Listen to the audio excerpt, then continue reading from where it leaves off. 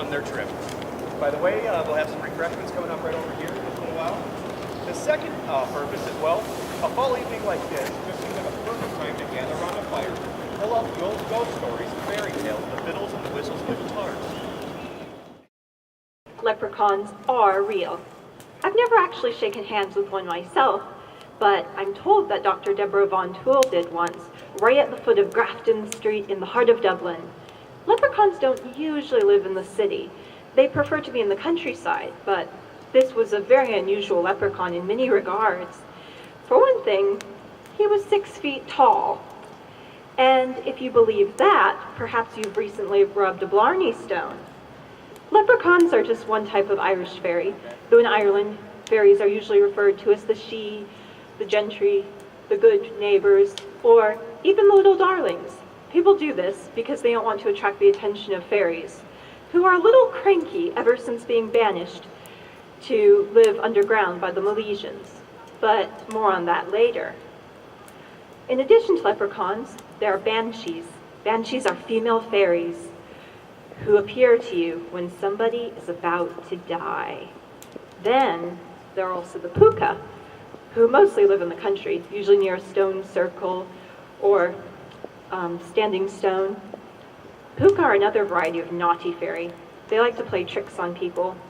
If they like a farmer, they help him out by plowing a field overnight or cleaning up his house. But if they don't, well, the less said about that, the better. Don't want to frighten the children. And like everywhere else, Ireland is also host to the common garden variety supernatural creatures like talking animals, ghosts, and even witches, though Irish witches aren't at all like the ones here. Tonight we'll be telling you some stories about these supernatural creatures and playing some music, which we hope will make Augustus Ferry so happy that tomorrow morning we'll all wake up with clean houses, well-groomed pets, and a pot of gold in our living room.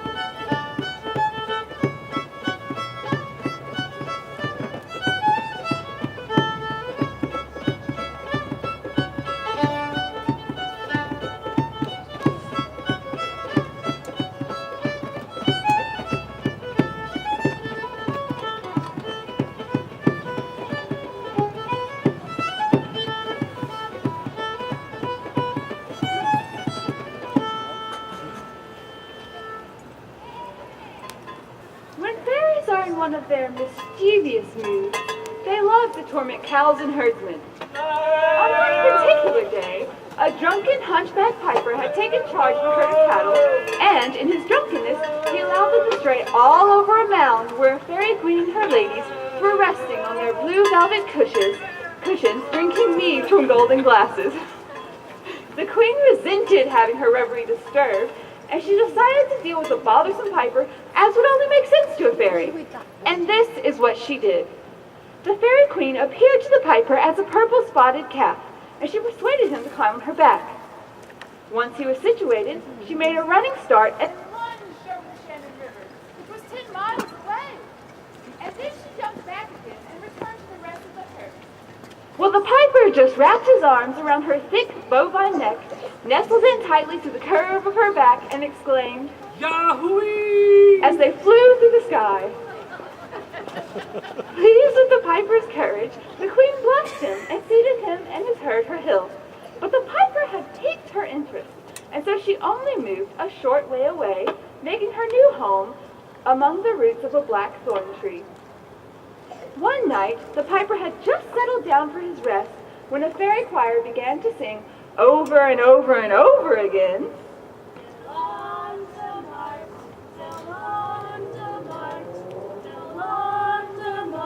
which is Irish for Monday, Tuesday, Monday, Tuesday, Monday, Tuesday. Well, the piper endured the monotonous repetition for as long as he could.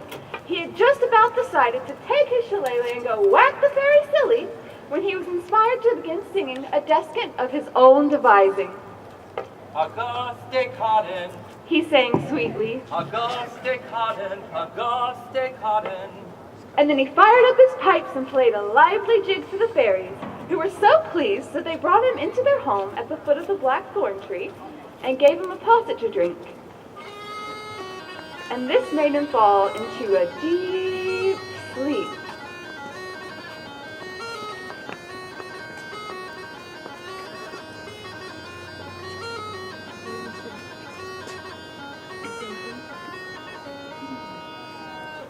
When he awoke, he was back on his own hill, and his hump was gone. He was completely restored to health. And that was how it was.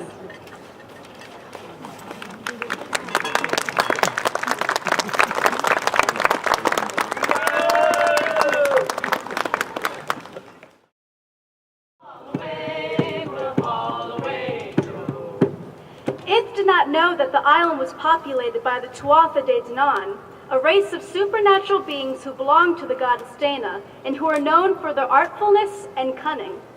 The Danann's three kings, Makul, Makit, and Magraine, saw its fleet when it was still a long way away, and they called for the warriors to meet the invaders. As soon as its men were on shore, the Dananns fell upon them with a blood-curdling battle cry, and a great battle ensued.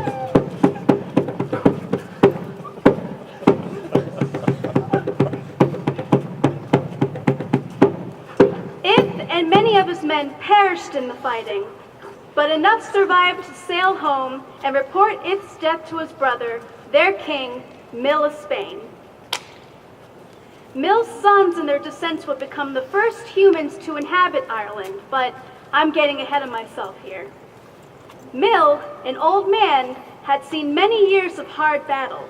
He preferred spending his evenings sipping a warm whiskey by the fire to sleeping on the lumpy ground of a battlefield.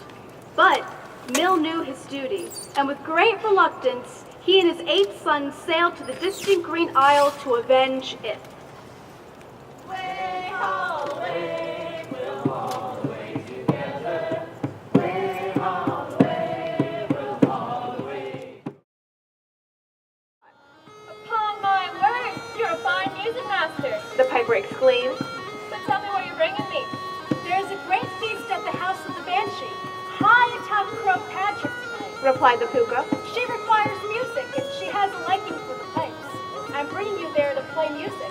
Take my word, you'll get the price for your trouble. The puka rushed the piper across hills and bogs and rough places with great magic. Finally, when they arrived at the Banshee's great stone castle, a specter greeted the two and led them into a fine room where a golden table laid with a king's feast. Hundreds of old women sat round the table. When the women saw that the puka had a piper with him, they rose solemnly and bowed to the puka. Hey, Mil of Balsha, 100,000 welcome, they greeted him. What is that you have with you? The best piper in all Ireland. Boasted the puka proudly. Fire up your pipes, boyo, Said the puka to the piper. and play for these fine ladies. The piper played up, and the old women danced until they were tired, which was a very long time. Then the puka instructed them to pay the piper, and every woman there handed the piper a gold piece. My tooth of Padre, Exclaimed the piper. I'm as rich as the son of a lord. The puka smiled benignly at the piper.